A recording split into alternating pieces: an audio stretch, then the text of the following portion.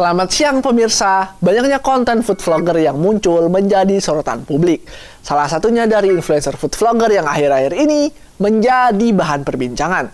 Influencer food vlogger tersebut bernama Codeblue. Konten food vlogger tersebut dinilai kontroversial di dunia kuliner. Tak hanya bagi pelaku bisnis kuliner, namun deretan UMKM juga ikut merasakannya. Berikut berita selengkapnya.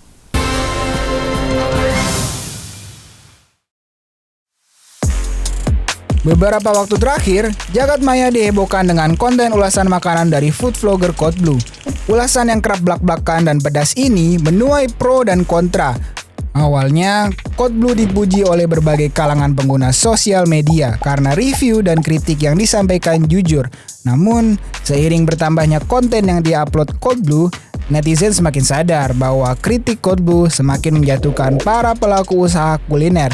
Lalu pada tahun 2024 akhir, konten Codeblue kembali viral setelah ia dinilai menjatuhkan toko kue bernama Claremont. Yang saya tahu kasus itu pemerasan Codeblue ke toko bakery Claremont sih.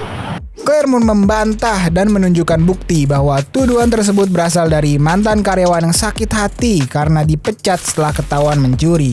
Influencer dengan ribuan hingga jutaan pengikut memiliki kekuatan besar dalam membentuk opini publik. Jelas-jelas dia menebarkan fitnah dan hoax ke media sosial yang semua orang itu bisa lihat kan di berita yang dia sebarkan itu, di contohnya kayak TikTok, YouTube, IG itu kan. Jadi pertama dia mencemarkan nama baik, yang kedua orang tuh jadi berpikir apa yang dia sebarkan itu tuh benar gitu. Dia melakukan pembenaran gitu. Padahal setelah di counter balik, akhirnya kan ketahuan siapa yang bohong, ya kan? Codeblue akhirnya meminta maaf pada tanggal 26 Januari lalu. Alih-alih meredakan situasi, pernyataan itu malah memunculkan isu baru berupa pemerasan terhadap pihak Claremont.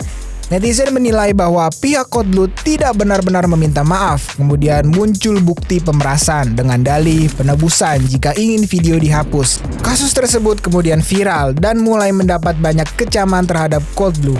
Para pebisnis kuliner serta UMKM turut mengemukakan suara mereka. Muncullah kemudian tagar boykot Codeblue dari pebisnis ternama hingga UMKM. Menurut saya kasus ini tuh sangat merugikan ya, karena ini tuh sudah termasuk pemerasan kepada pengusaha kuliner, di mana pengusaha kuliner itu tidak hanya memikirkan tentang bahan baku, gaji karyawan, sewa toko, dan pengeluaran lainnya. Dengan adanya pemerasan dan review kemudian yang berkedok review makanan juga, itu sangat merugikan pengusaha kuliner, karena dampaknya pasti kepada rating toko, rating makanan, mempengaruhi pendapatan, dan yang paling berdampak yang sangat fatal adalah kebangkrutan usaha. Apalagi UMKM kan gak semuanya tuh dapat mental yang kuat dan punya modal buat ngadepin viral-viralan gitu. Tapi buat kritik itu oke, tapi harus tetap etis dan bijak. Oh, kalau saya nggak terima ya kalau kayak gitu. Itu jelas-jelas sangat merugikan untuk para pedagang. Kalau saya kayak gitu mungkin kita ketemu aja deh. Codeblue ya?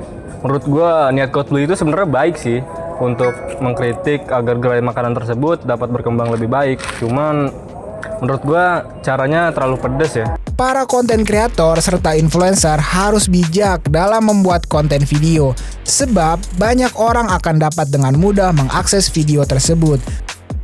Di Indonesia sendiri, data dari We Are Social dan Hootsuite 2024 nunjukin kalau ada sekitar 212 juta pengguna internet aktif di Indonesia. Konten yang bertujuan untuk edukasi bisa berdampak negatif maupun sebaliknya. Maka kita harus memastikan bagaimana sikap bijak kita dalam membuat konten di media sosial. Kasus ini bukan hanya sekedar viral di media sosial belaka, namun juga menjadi sebuah pembelajaran bagi kita untuk lebih bijak dalam menggunakan media sosial, agar apa yang kita lakukan dan kita tayangkan tidak menjadi bumerang untuk kita sendiri. Saya Mafi Sumaro, pamit undur diri.